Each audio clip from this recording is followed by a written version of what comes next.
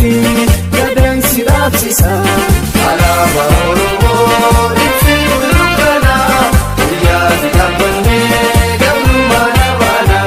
Dhiiraaf dhalaa keenya bakkuma jiranii dasii dhaabuuf jecha falmaarra dhumanii. Alaabaa Oromoo ibsii bullukkana guyyaa dhaabbannee gabrummaa dhaabana.